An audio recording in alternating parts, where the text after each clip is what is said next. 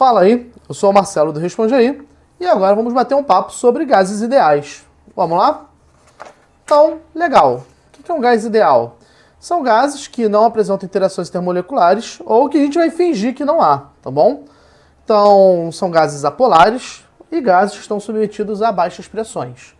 Então, é muito mais situações em que a gente vai fingir que não tem interações intermoleculares, beleza? Bom, os resultados nem sempre são verdadeiros, mas dá um erro que normalmente é bem desprezível em muitos casos. Então vamos lá. Qual é a lei dos gases para a gente? Bom, falando de gases ideais, a gente vai fazer a equação de Clapeyron, que é essa equação aqui, que provavelmente você já ouviu falar. PV igual a nRT. Bom, se você não ouviu falar, essa equação normalmente não é dada, ela é uma daquelas equações que a gente tem que decorar, tem que estar no sangue, ela tem que fazer parte do nosso DNA, beleza? Então, PV igual a nRT, equação simplesinha, tem uma série de frases, né? Bom, mas não achei nenhuma que eu pudesse falar aqui, ok? Então, paciência, vamos lá. Então, P, pressão, V, volume, N, número de mols, R, constante universal dos gases, que tem aqui o valor, 0,082 atm por mol Kelvin, e T, temperatura, que tem que estar sempre em Kelvin.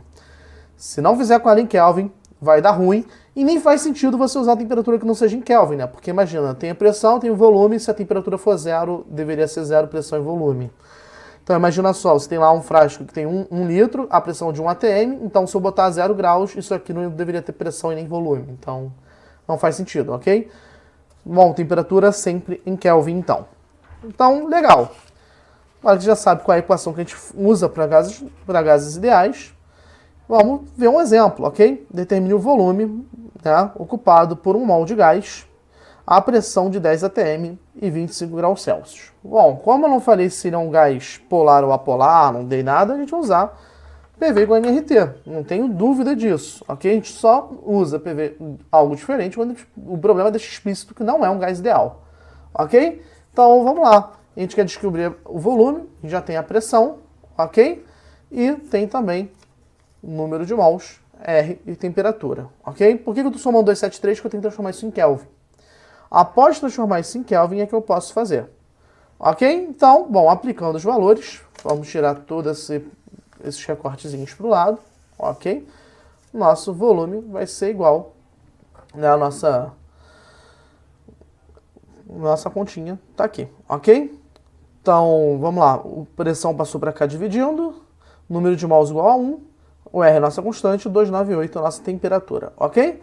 Então, fazendo a conta, 2,44 litros. Então, você consegue já, muito simplesmente, resolver um probleminha desses, mas também é um problema simples, tá? Mas legal, a gente também pode usar a equação para a gente analisar a transformação de gases. Como assim transformação de gases? Quando você pega um gás e submete a um processo, ok? Quando você muda os parâmetros P, V e temperatura, mantendo constante o número de mols. E aí, mantendo constante o número de mols, você pode ter essa relação aí. P vezes V sobre T do estado inicial tem que ser igual a P vezes V sobre T do estado final. Ok? Que a gente chama de PVT pavator, né? Que a gente chama aqui de inicial e O de final. Ok? Então é bem tranquilinho, é muito legal e, bom, dá também resultados muito práticos. É tão práticos que, bom, eu tenho um exemplo que foi um processo de seleção de um estágio, ok? Foi estágio de uma empresa grande de cosméticos aqui do Rio. Bom, não vamos falar o nome, mas a questão era o seguinte.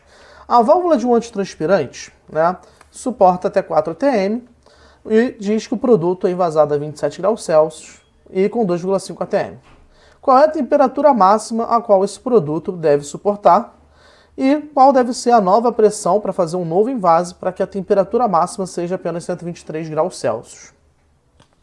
Então vamos lá, como é que a gente resolve esse tipo de problema? Bom, é um problema bem simples, né? Que eu tenho um estado inicial e eu tenho um estado final. Tenho um estado inicial que eu tenho a pressão, tenho a temperatura, e eu tenho que tomar cuidado de já vir aqui somar 273. Por quê? Porque eu só posso trabalhar com isso em Kelvin, ok? Então, eu vou ter que usar PVT, pavator, né? Para a gente poder fazer aqui a nossa questão do nosso processo de estágio e virar estagiário da empresa. Então, bom, fazendo isso aí, o que a gente vai ter? A gente vai ter que, aplicando os valores, 2,5 vezes V sobre 300 é igual a 4V sobre T2. E você vê que eu não sabia o V, mas eu confiei que o V ia ser anulado, ó, porque, bom, tem o V dos dois lados, então eu vou poder cancelar o V. Então, fazendo essa conta aí, você vai achar o valor de temperatura de 480. Só que você não vai ser chamado para a seleção do estágio se você botar 480, ok? Você tem que botar que a temperatura é 207. Por quê? Porque você tem que dar a resposta em Celsius. Você é o cara que faz engenharia, você é o cara que sabe converter a temperatura. Provavelmente a pessoa para quem você está dando essa resposta talvez não saiba. Então é muito importante você tomar cuidado com isso, né, quando você for fazer os seus processos de estágio aí na sua vida. Beleza? Então, legal. Fazendo a letra B, né, ele deu ali que tem um novo processo em que ele quer que a válvula suporte até 123 graus Celsius. Então, qual deve ser a nova pressão de invase? Opa, deixa eu tirar essa temperatura daqui. Então, olha só, a gente tem aqui um processo que a gente quer ver qual é a pressão do novo invase, né, sabendo que quando for aquecido, na temperatura máxima, ele tem que suportar até 123 graus, que, né, somando aqui 273, a gente já sabe que vai até 400 Kelvin. Então, aí, bom, muito simples, vamos aplicar as nossas contas. De novo, eu confiei que o V ia ser anulado, então o V é igual.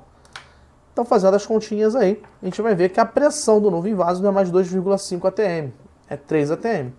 Com isso, a gente vai ter uma situação em que o nosso novo invase, né, você vai invasar uma nova pressão, quer dizer que você vai invasar um produto que agora tem mais gás, que provavelmente tem mais produto porque está mais pressurizado.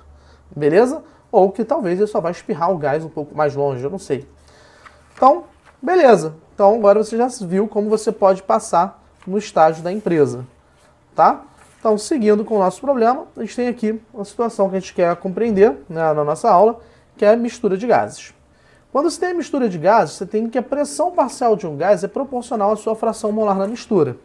Ou seja, a pressão total é a soma das pressões parciais, ok? E a pressão parcial de cada gás, né, pode ser obtido pegando a pressão total, multiplicando pela fração molar daquele gás, ok? Então, vamos ver como é que isso funciona na prática, né? Porque fica um pouquinho mais fácil se a gente ver na prática. Então, na prática é o seguinte, eu tenho aqui um frasco, tá, com 29 gramas de butano, 88 gramas de CO2 e com uma pressão total de 20 atm. E eu quero saber quais são as pressões parciais. Para eu fazer as pressões parciais, eu tenho que primeiro, né, descobrir o número de mols de cada gás. Então, peguei lá o do butano, né, massa molar do butano é 58 gramas para cada mol, eu tenho 29 gramas, eu tenho que achar quantos mols tem, beleza?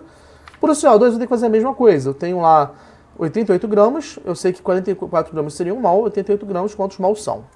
Então, né, a gente vai ter que fazer essas continhas aqui, e bem, muito fácil, né, a gente vê que x vai ser meio mol e y igual a 2 mol. Então a gente tem um total de 2,5 mol, e daí a gente vai ter que fazer a fração molar. Então, fazendo as frações molares, vamos tirar isso daqui, a fração molar de cada composto. Como é que vai ser? A do butano vai ser o número de mols de butano dividido pelo número de mols total. Então, 0,20 número de mols total, ok? Número de mols de CO2, bom, vamos cobrir aqui o problema.